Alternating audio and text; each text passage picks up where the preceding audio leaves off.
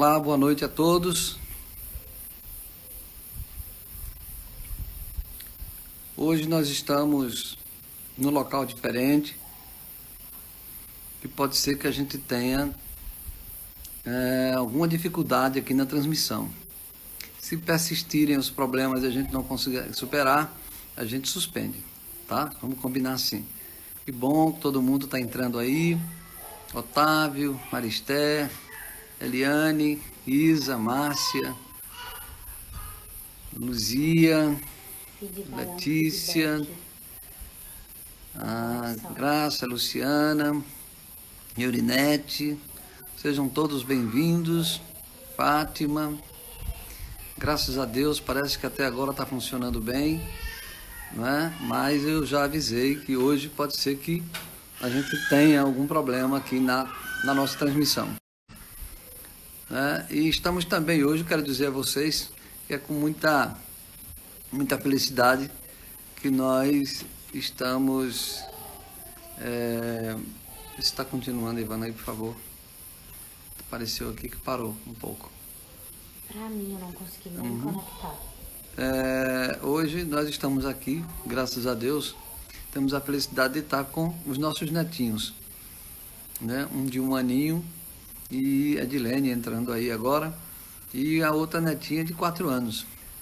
Então, de repente, pode ser que surja aí alguma fala de criança, né? Algum barulhinho, mas nada que nos incomode, até porque a ideia da live é a gente fazer isso no ambiente mesmo doméstico, né? Nas nossas casas, todo mundo aí se protegendo do coronavírus. Então, vamos fazer a nossa prece inicial, agradecendo aí a todos que já estão aí presentes, né? E vamos nos...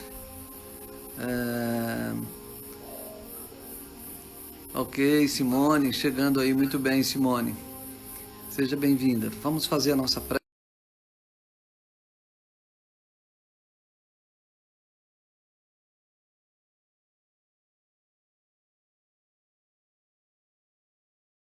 Fazer uma prece agora, contando com a presença invariável dos nossos amigos espirituais. Mônica está avisando aí que está travando. Realmente, Mônica, nós estamos hoje num ambiente que pode ser que haja travamento mesmo. A gente não tá em casa agora, estamos em outro lugar. Então a nossa rede aqui pode ser que trave, possa até que impossibilitar a nossa doutrinária, mas vamos tentar fazer, ok? Se der tudo bem, a gente vai até o final, senão a gente suspende e agradece e pede desculpas a vocês. Mas vamos fazer a nossa prece. Deus, nosso Pai de infinita misericórdia, mais uma vez nos reunimos em Seu nome, para relembrar as lições do Evangelho,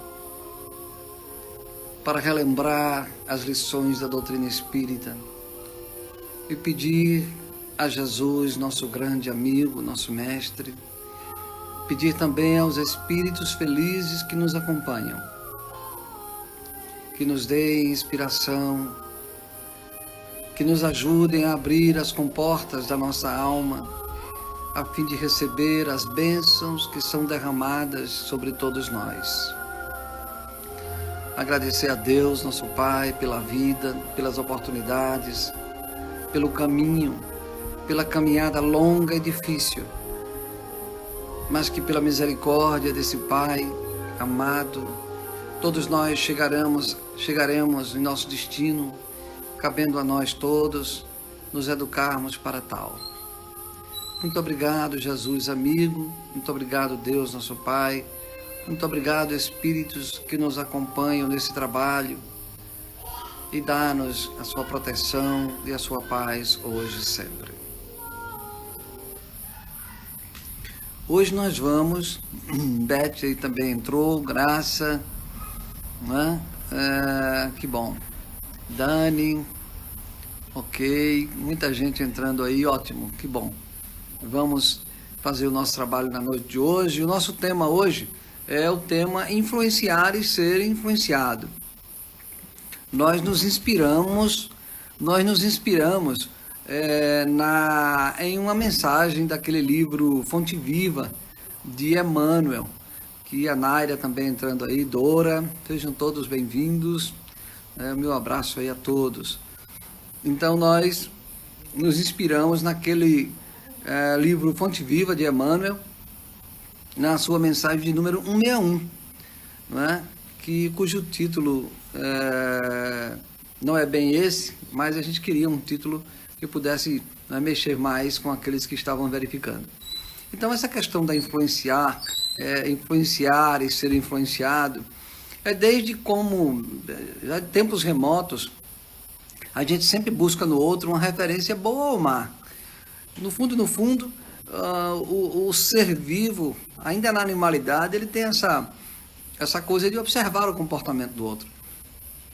E quando nós chegamos na condição de ser pensante, de espíritos, com consciência, esse fato se tornou mais forte. O comportamento do outro influencia o nosso comportamento, assim como o nosso comportamento também influencia o comportamento do outro. Isso é da lei, é natural que seja assim, é assim que nós evoluímos, somos um ser social, né? O espírito é um ser social, ele precisa, a sua evolução não pode prescindir da convivência. Não seria possível aos espíritos viverem sem ter o contato do outro, sem a influência do outro ou a influência recíproca. Quando o pensamento contínuo surgiu, isso se tornou mais forte, não é? E nós trazemos isso há milhares de anos. Ocorre que, em alguns momentos, isso acaba atrapalhando, dificultando a nossa evolução. Por exemplo, aquilo que era apenas uma apreciação, para a gente poder copiar aquilo que era de bom que tinha no outro, né? Aquela imitação saudável, que a gente fala assim da apreciação, também começou a haver alienação. Então, da apreciação para a alienação, né? Nós temos aí uma saída de uma situação que a gente pode dizer que aceitável, natural, para uma situação de anomalia, de doença, enquanto o ser, ele começa a se alienar e ele começa a perceber no comportamento do outro uma espécie de imagem, né, para que ele siga com os olhos fechados. Então a gente vê, o ser humano começa a imitar tanto o outro que ele perde a sua própria referência. Desculpem. Ele perde a sua própria referência. Quando um ser humano imita demais, quando ele fica obsidiado, obcecado, melhor dizendo, quando ele fica obcecado por imitar o outro, a gente chama isso de alienação. E isso, ele perde a sua própria identidade, deixa de ser ele mesmo. Ele começa a se ver com os olhos dos outros. Então, imagine que a gente pode olhar para uma pessoa que a gente admira, que tem uma posição social que a gente admira, ou qualquer coisa que o valha. A gente se fixa tanto naquela pessoa, na admiração daquela pessoa, a gente fica obcecado e daí a gente começa a desconhecer a nossa própria individualidade. E você começa a se ver com os olhos do outro. Isso chama-se alienação. Então, essa coisa da alienação é que vem desse processo recíproco de influenciação, né? Tem um momento que é normal, isso a gente já falou, mas tem um outro momento que isso passa a ser doentio. Mas a gente evoluiu, o espírito evolui, apesar de tudo, ele tem que aprender, ele tem que andar, a sua longa caminhada, é inevitável que ele aprenda, que ele se eduque, e ainda que ele se aliene em algum ponto da caminhada, ele vai contar com a misericórdia divina, que vai dar a ele a condição de poder rever aquele estado, aquele momento em que ele se alienou. Mas nos tempos modernos, saindo aí um pouco da esfera da alienação, lá nos primórdios, a gente vê isso nos tempos modernos, isso se agravou. Então a gente pode ver agora, com a chegada do forte, né, nos últimos séculos, o materialismo pegou forte no nosso comportamento. Só lembrando que o materialismo às vezes eu pergunto, o que é materialismo? Materialismo não é odiar a matéria. Uma certa feita uma pessoa chegou para mim e disse assim, mas a gente não tem que ter casa, não tem que ter roupa, não tem que ter um automóvel, não tem que ter uma aliança, não tem que ter um telefone. Então, a gente não pode prescindir, não posso abandonar a matéria. Então, se eu preciso desses bens, eu sou materialista. Não, não é assim. A gente não é materialista porque gosta das coisas materiais. Não.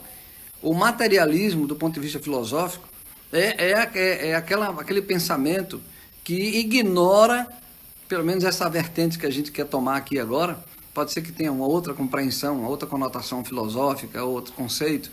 Mas o que a gente quer colocar aqui agora é que o materialismo é aquela vertente do pensamento que elimina a possibilidade de que no ser humano haja algo além de átomos. No materialismo, nós somos matéria. Eu sou matéria tanto quanto uma planta é matéria, um tijolo é matéria, uma estrela é matéria. Minha roupa é matéria. E nós não somos nada mais disso, nada mais do que isso. Significa dizer que não há nada de essencial em mim ou no ser humano. E que quando essa matéria se desfaz, acabou mesmo. Isso é materialismo. E quando a gente tem essa conotação materialista no mundo, a gente perde o sentido de longo prazo. A gente perde aquele sentido de olhar para uma justificativa da nossa existência além do corpo físico. Quer dizer, a vida passa a ser barata, a vida passa a ser imediata, ela é baseada só no corpo físico. Então, nos tempos modernos, predominou essa ideia de materialismo, que ela vem sendo incutida na nossa cultura, né, há séculos, fazendo com que a gente se fragilize no nosso processo de interação social. Então, se a gente observar agora mesmo, por exemplo, com a tecnologia, o materialismo ficou mais doentio ainda. Porque há 50 anos atrás, a tecnologia ela era uma coisa que era restrita aos laboratórios, às universidades e às grandes empresas. Hoje não, a tecnologia está no nosso dia a dia, está no dia a dia das crianças, de todas as pessoas do mundo, através desse aparelhinho aqui que a gente chama de smartphone, do celular. Essa tecnologia, a tecnologia das mídias, a tecnologia de propaganda, né, a tecnologia digital, tudo convergindo para esse aparelhinho que a gente usa, aprofundou ainda mais o materialismo. E aprofundou ainda mais o processo de influenciação.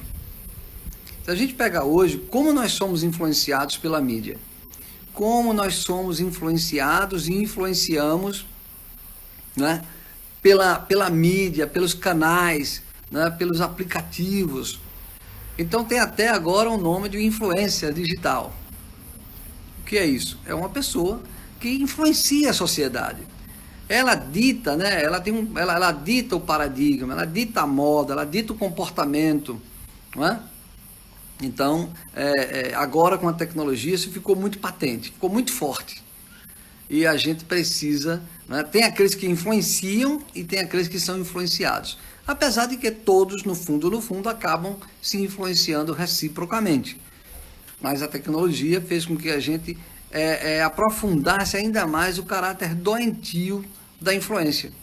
Aquilo que nós falamos no início da questão da alienação, né, da obsessão por copiar o outro. Tem pessoas que elas agora com a tecnologia, elas se veem com os olhos dos outros. Elas ficam se olhando nas imagens, nos selfies, né, na moda, nos desfiles, e elas tentam imitar no seu jeito de ser, de falar, na sua imagem, tentam imitar alguém. E há pessoas que sofrem, né, patologicamente, de uma maneira obcecada, por querer imitar outra pessoa. Isso é muito ruim para o espírito, porque o espírito acaba perdendo a sua identidade, a sua referência própria. Ele começa a viver em torno dos estereótipos da sociedade. Não é? Quer dizer, aquele estereótipo que existe na sociedade, a gente passa a fazer imitação.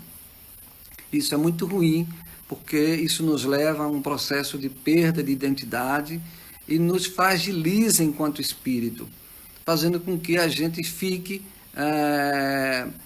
a gente fragiliza enquanto espírito, e isso, de certa forma, abre portas para a obsessão. Porque um ser humano alienado, né, que vive em função da imagem alheia, ele é um ser humano que perdeu a guarda de si próprio, a guarda espiritual, a guarda da sua essência própria. Como eu falei no início, é importante, naturalmente a gente se imita, a gente olha, a gente admira, aprecia, mas daí a virar uma alienação é o que nós estamos comentando agora com a chegada da tecnologia. O mundo inteiro, muitas pessoas no mundo inteiro estão vivendo um verdadeiro processo, né, de perda da referência de si próprio, em função da influência recebida dos meios, dos canais digitais. Mas onde é que a gente quer chegar? O livro Fonte Viva, que nós comentamos no início, aquele livro de Emmanuel, que quem não tem, eu recomendo. É uma coleção de 4 ou 5 livros, né? Que são livros de pequenas... São livros que Emmanuel trata de pequenos trechos do Evangelho, comentados por ele em 3, 4, 5 páginas. Então, o livro Fonte Viva é um livro que a gente poderia ter sempre de cabeceira, para aqui e acolá estar escolhendo uma página, né, para ler naquele dia e servir como reflexão, como inspiração para aquele momento que a gente esteja vivendo. Então, nesse livro, Fonte Viva, a mensagem de número 161, né, o título dela é No Esforço Comum. E foi essa mensagem que nos inspirou a palestra de hoje. Então, Emmanuel, logo no começo da mensagem, ele diz assim: pensamentos, palavras, atitudes e ações se tornam moldes mentais. Olhe, pensamentos, palavras, atitudes e ações. Pensamentos, palavras, atitudes e ações. Por que ele colocou nessa ordem? Porque primeiro a gente pensa, materializa o nosso pensamento em palavras, a gente começa a dizer aquelas coisas, aquilo vai mexendo com as nossas atitudes, vai de certa forma nos dando uma característica de ser, de ter uma atitude conforme o que a gente pensa. A gente fala, a gente pensa, a gente fala, a gente tem uma atitude e a gente essas atitudes, tudo isso em conjunto leva a gente às ações. Aí Emmanuel diz que isso tudo geram moldes mentais. É importante a gente perceber o que significa esses moldes mentais. Moldes mentais é como se nós criássemos dentro de nós um ser moldado com os nossos pensamentos. E se o pensamento for insistente, se for um pensamento prejudicial, doentio, esse pensamento é como se tivesse uma entidade dentro de nós. Esse molde mental que o Emmanuel comenta é como se fosse uma entidade dentro da gente. Imagine que se eu me alieno, se eu tenho um pensamento insistente de amargura, um pensamento de pessimismo, um pensamento de desgosto com a vida, de amargura, e eu insisto nisso, um pensamento de vingança, de ciúme, esses pensamentos tomam forma nas minhas camadas espirituais. Na minha mente, isso se torna como se fosse uma entidade viva. E esses moldes ficam ali, fazendo parte do meu modo de ser. Mas aí Emmanuel diz que isso é recíproco. Então imagine, por exemplo, numa casa onde o marido e a mulher, ou os filhos, ou quem quer que conviva, né, juntos. Eu estou falando aqui na família, no lar, porque é o maior núcleo de convivência que nós temos na humanidade. Imagine 2 cônjuges que insistem em perseguição, insistem em ser ciumentos, insistem em ser possessivos, insistem em culpa, insistem em competição, sentimentos que perduram um dia, uma semana, 6 meses, um ano, a vida toda. Esses pensamentos que Emmanuel chama a atenção criam moldes mentais, e esses moldes mentais é como se fossem entidades que estão ali compartilhando da nossa vida mental, espiritual.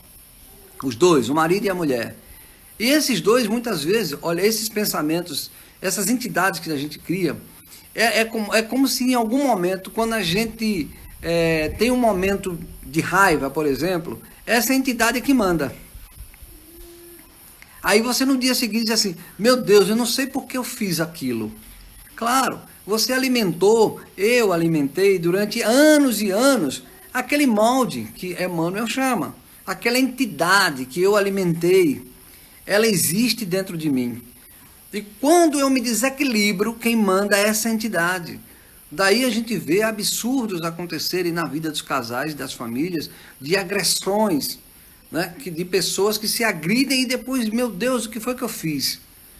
Não sei como eu fiz isso. Eu não sou assim. Olhe, cuidado.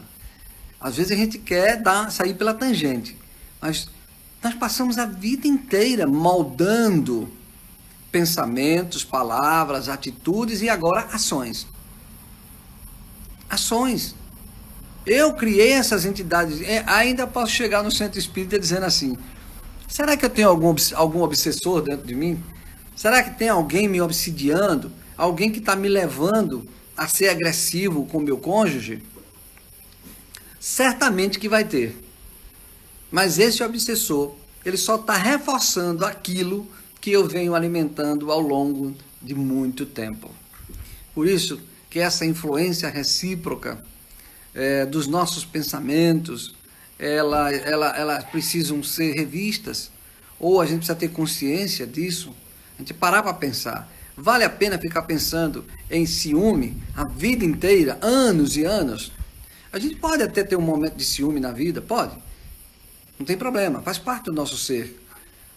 A gente pode ter aquele sentimento de querer que aquilo é só nosso, pode, mas imediatamente nós temos que ter a capacidade de autocrítica e sair dessa situação, do ódio, da vingança, do ciúme, da posse, não é? Da ingratidão, da indiferença, da frieza, da hipocrisia, do sarcasmo.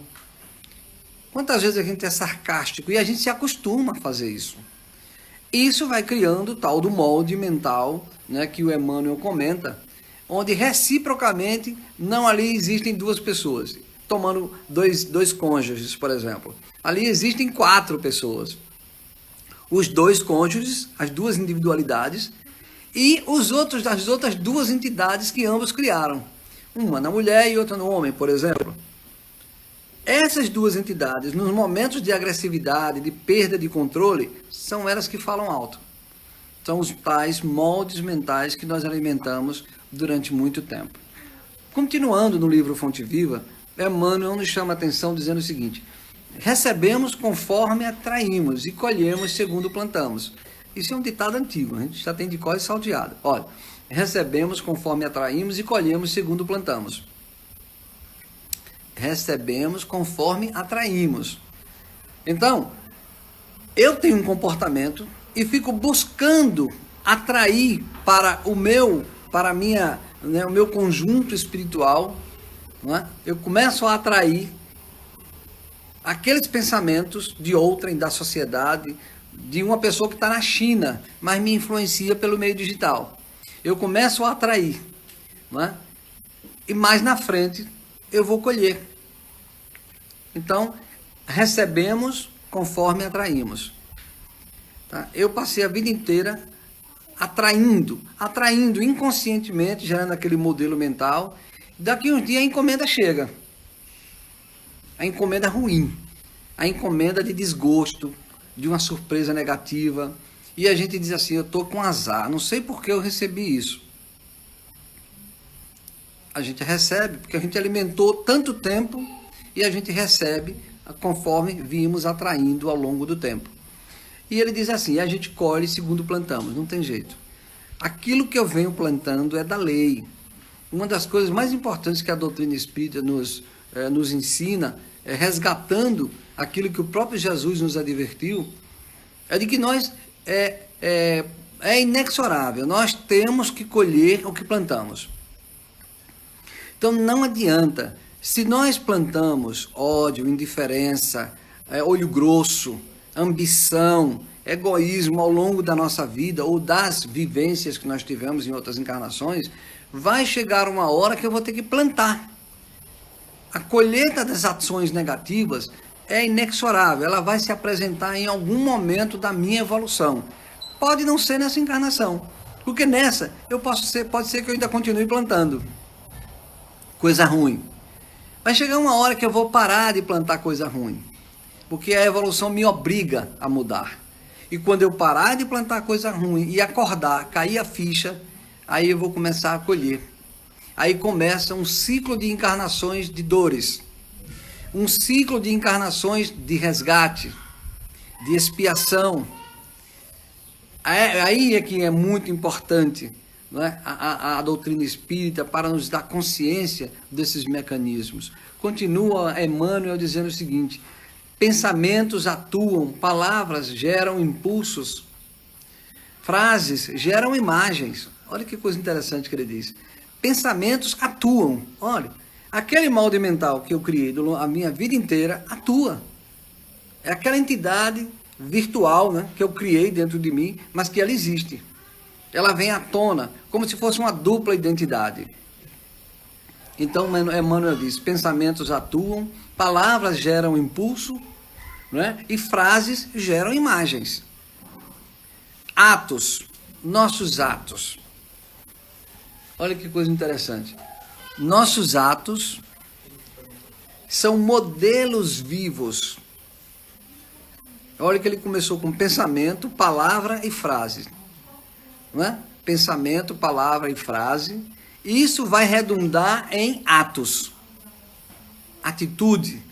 Então, esse ato que acontece comigo e com quem convive comigo, que todos nós temos esse processo. Nós temos pensamentos, nós falamos e nós temos atos. Os nossos atos que nós praticamos uns com os outros, Emmanuel diz que são modelos vivos a nos influenciar reciprocamente. Olha que coisa interessante. Modelos vivos a nos influenciar reciprocamente. Aquilo que nós fazemos ao longo da nossa vida redunda em atos. E aí eu digo assim, meu Deus, eu não sei porque eu sou assim. Eu acho que eu herdei isso da minha mãe, do meu pai, foi Deus que me fez assim. Não, nada disso. Eu construí, eu tenho a liberdade, o livre-arbítrio e passei a vida inteira construindo aquilo que eu sou. Deus não fez ninguém pior nem melhor do que ninguém. A evolução nos dá o caminho e a liberdade de construir aquilo que eu sou. Então essa construção, ela vem sendo alimentada e essa influência recíproca que nós exercemos uns com os outros, geram os nossos atos. E Emmanuel chama a atenção dizendo, nossos atos são modelos vivos a serem observados e capturados ao longo da nossa vida. E aí ele diz mais à frente na sua mensagem 161, né? Não há como impedir de influenciar e ser influenciado. Lembra que nós dissemos no início da nossa palestra que o espírito é um ser social, de que nós não temos como parar, não temos como evoluir se nós não convivermos uns com os outros? O espírito é obrigatoriamente um ser social. Assim, a gente não pode viver sem tomar água. O espírito não pode viver sem o outro. Daí porque Jesus diz amar ao próximo como a ti mesmo.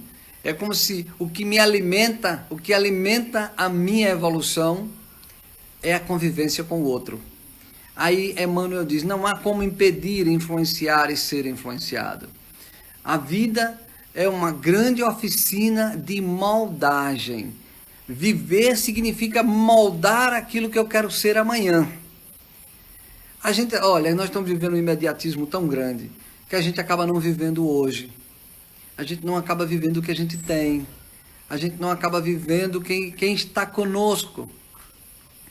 A gente tá numa ciranda, né, numa alienação tão grande, que a gente fica elegendo uma série de estereótipos e a gente vive no amanhã. E quando chega amanhã, que o amanhã vira hoje, eu estou pensando no outro amanhã. Faz com que eu nunca esteja no hoje. E a gente não percebe isso. Por isso nós temos que ter um cuidado. Essa velocidade toda social, a tecnologia e tudo mais, mas nós temos que ter um tempo, parar para meditar, refletir, ler um bom livro, olhar para a natureza, ver o pôr do sol, olhar para a criança, ouvir o outro, ouvir aqueles que convivem conosco.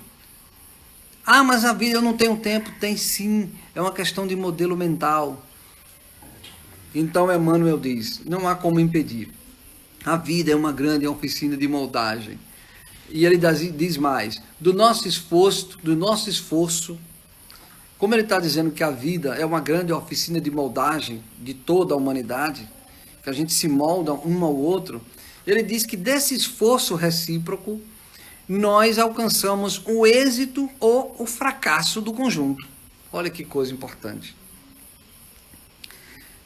Aí, por que nessa sociedade a gente está tendo tanta angústia, tanta depressão, suicídio, tanta crise existencial, né? Tanta necessidade de fugir ou de certa forma, de camuflar os nossos sentimentos?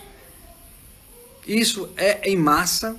Aí Emmanuel diz aqui, ó, do nosso esforço, êxito ou fracasso é o que vai acontecer com o conjunto. Então, se nós estamos fracassando hoje, não tenha dúvida, foi essa sociedade que nós construímos ontem. E nós queremos uma sociedade melhor no futuro. Quer dizer, quando eu reencarnar de novo, olha que negócio interessante, eu vou reencarnar de novo. Não tem jeito. Eu terei que reencarnar de novo. E quando eu reencarnar de novo, eu vou querer que mundo? Eu estou fazendo hoje o mundo que vai me receber amanhã.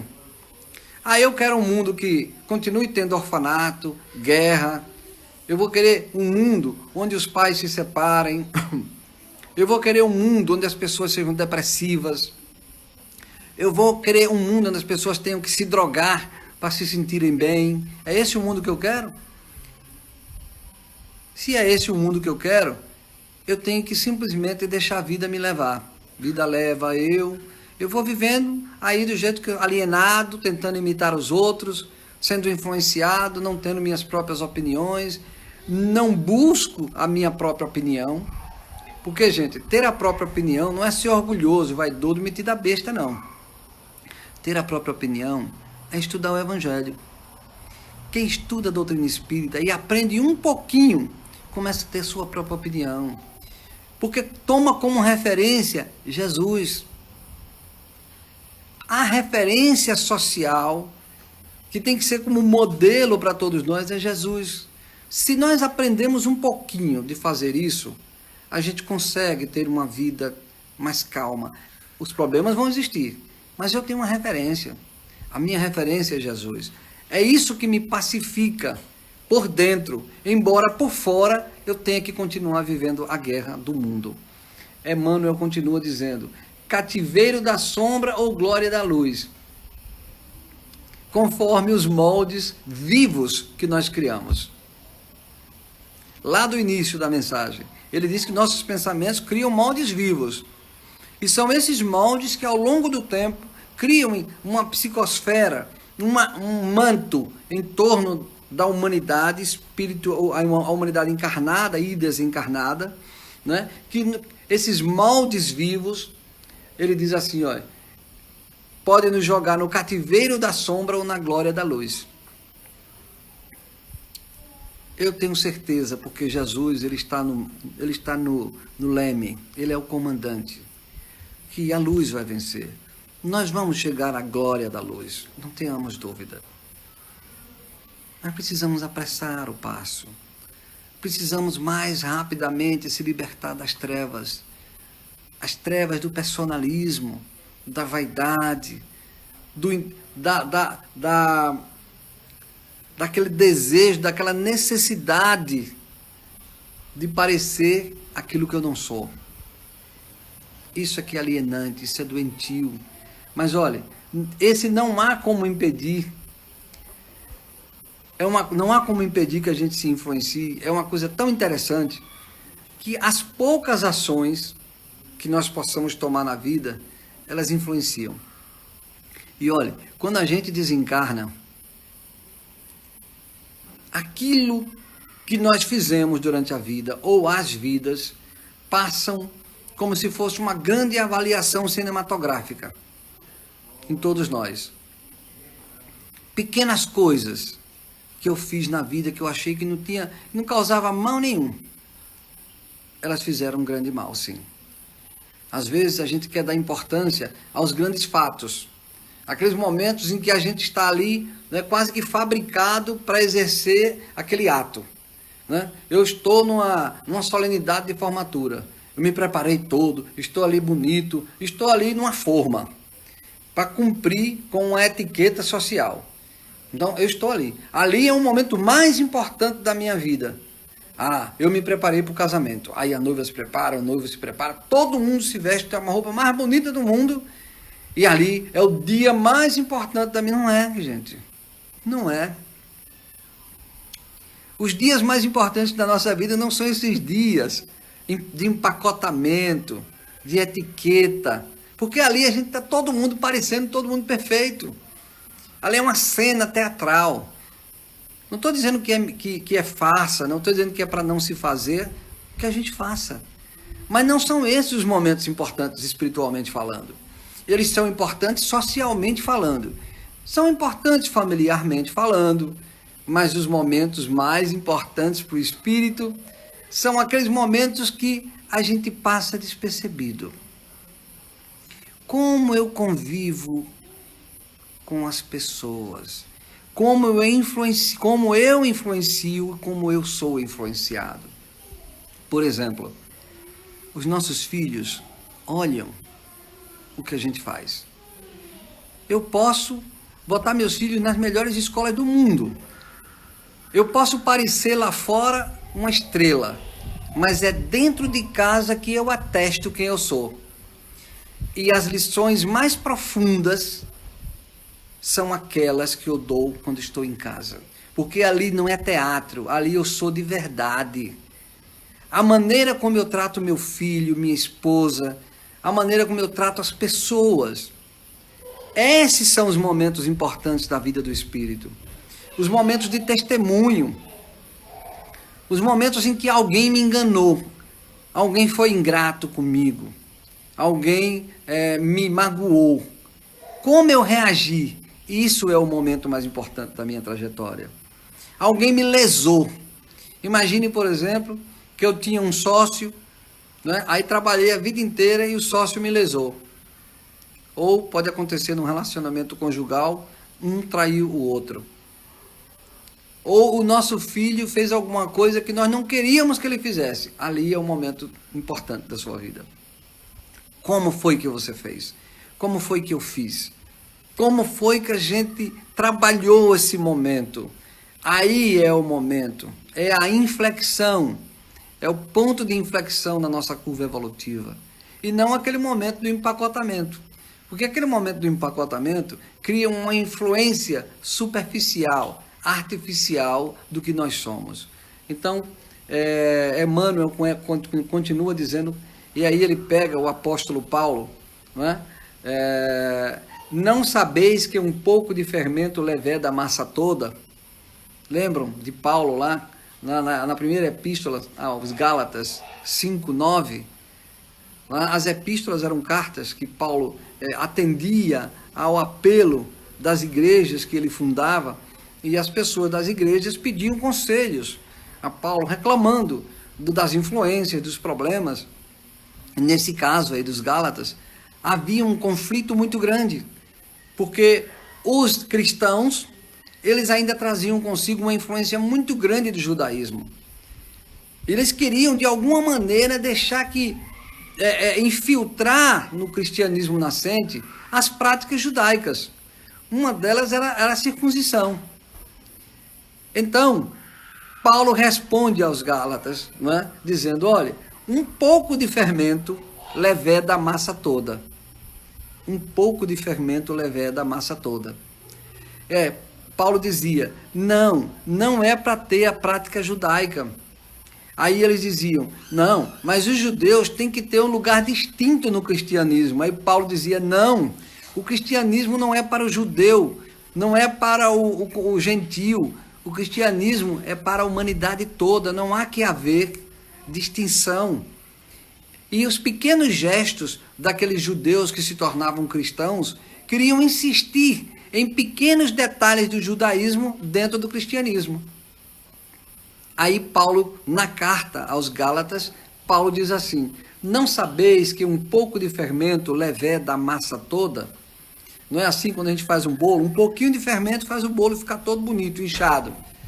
Assim também é a nossa influência. Não é? Aí ele diz assim, façamos do nosso caminho abençoado manancial de trabalho e fraternidade, auxílio e esperança. Então, as nossas atitudes, por menor que seja, como um pouquinho de fermento, influenciam o outro. E as atitudes do outro também nos influenciam. Agora, o que nós fazemos para que as atitudes do outro, quando elas sejam negativas, não influenciem? Esse é um ponto importante. Bom, eu sei que a pessoa está fazendo... Primeiro, eu tenho que ter uma referência espiritual. A minha referência espiritual é Cristo. É a doutrina espírita.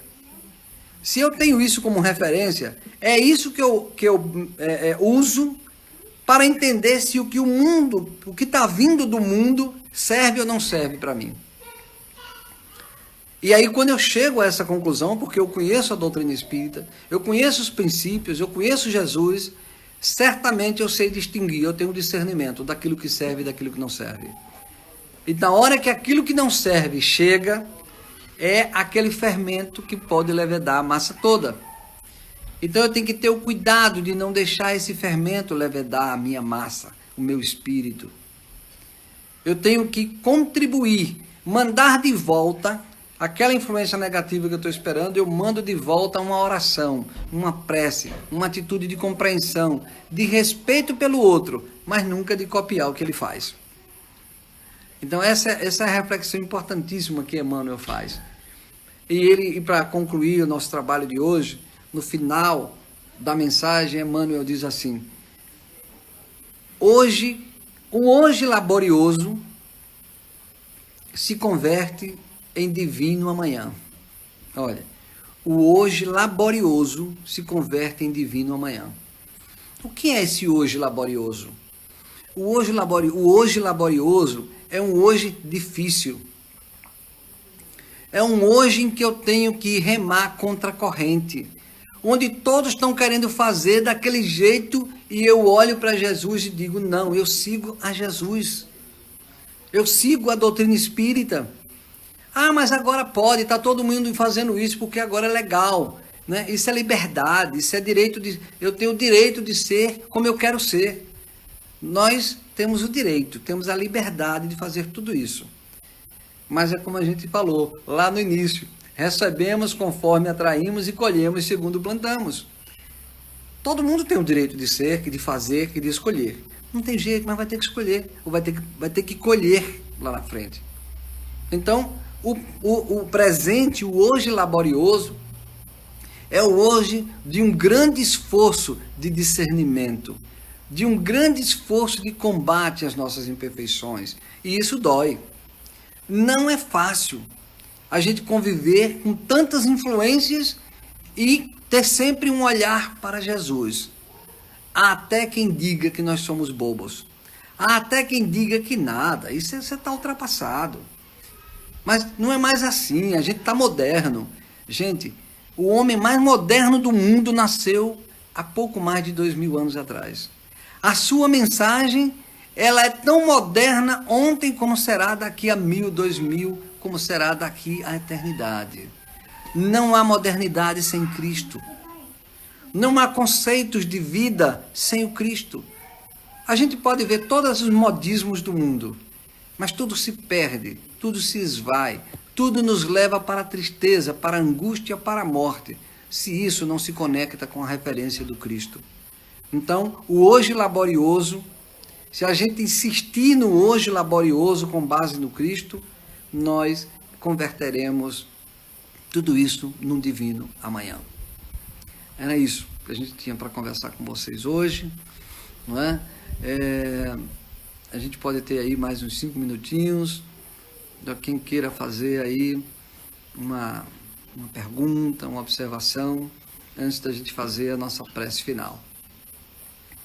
Mônica está dizendo aí, não tem jeito, o trabalho é nosso, adiar é acumular maiores dificuldades, muitas vezes dolorosas. Perfeito, não tem jeito, é isso mesmo. O trabalho é inalienável, é de cada um. Nós influenciamos os outros e somos influenciados, mas a construção íntima é de cada um. E se ela não for feita hoje, ela terá que ser feita amanhã com muito mais trabalho, com muito mais dor. Por isso que o hoje tem que ser laborioso. Luta nesse trabalho. Valéria está dizendo, que colocação maravilhosa. Jesus foi o mais moderno que esteve na Terra. Pois é, Valéria. Toda vez que algum conceito de modernidade... Eu aprendi isso com um amigo, né, numa conversa assim despretensiosa. E nós dizemos, mas bem, o que é modernidade? Qual a maior de todas as tecnologias? Qual é a maior tendência de modernidade? Né? Para onde é que o mundo está indo? Está indo para um filósofo, um pensador aí que está com um novo pensamento. Nenhum pensamento, nada é tão novo e é tão moderno como Jesus. Ele será sempre a nossa referência. Que Deus nos abençoe, que Deus nos dê discernimento, comprometimento com o Evangelho, com a mensagem do Cristo, aliados com o privilégio de ter uma doutrina que troca em miúdos, que esclarece tudo isso, para facilitar esse hoje laborioso na construção de um amanhã divino.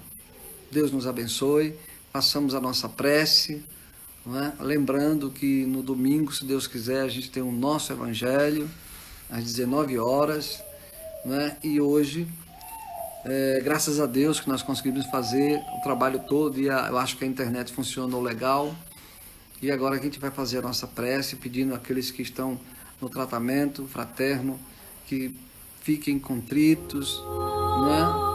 E a gente vai fazer a nossa prece agora, pedindo aos Espíritos de luz que derramem sobre nós as bênçãos de que necessitamos, as vibrações positivas, as pétalas de luz que nos fortaleçam a condição de existir e de aproveitar as oportunidades de dor ou de alegria que cada um de nós tenha. Façamos a nossa prece. Amantíssimo Pai, é com muita gratidão que mais uma vez realizamos um trabalho em Seu nome. Obrigado pela presença invariável dos Espíritos que nos assistem, que convivem conosco, aqueles que nos ajudam, que vibram, que torcem para que saiamos vitoriosos dos desafios da vida. Agradecendo muito a todos eles, agradecendo também aos desafios, pedindo perdão pelos erros cometidos nesta e em outras encarnações, compreendendo que os desafios de hoje, as dores persistentes de hoje, Pai amado, certamente foram plantadas no ontem, e cabe a nós agora, com dignidade, vivenciá-las, enfrentá-las, abrindo o coração para receber do Senhor a força de que necessitamos para dignificar os nossos esforços. Abençoa os nossos parentes, amigos, nossos irmãos que sofrem nesse momento os efeitos da pandemia, os trabalhadores que estão sob risco, aqueles que estão em fuga, nos países que estão em guerra, os que estão nos presídios, os que estão escravizados à luxúria, às drogas, aos vícios de toda ordem. Abençoa principalmente, Pai amado, aos homens e mulheres, aos jovens, a todos aqueles que lutam ardentemente no cumprimento dos seus deveres e de suas obrigações. Mais uma vez, obrigado, Pai, e dá-nos a sua paz e a sua bênção hoje e sempre.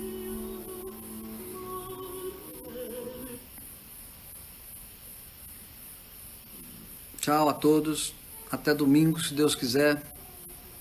Um abraço e domingo a gente se encontra de novo. Até breve.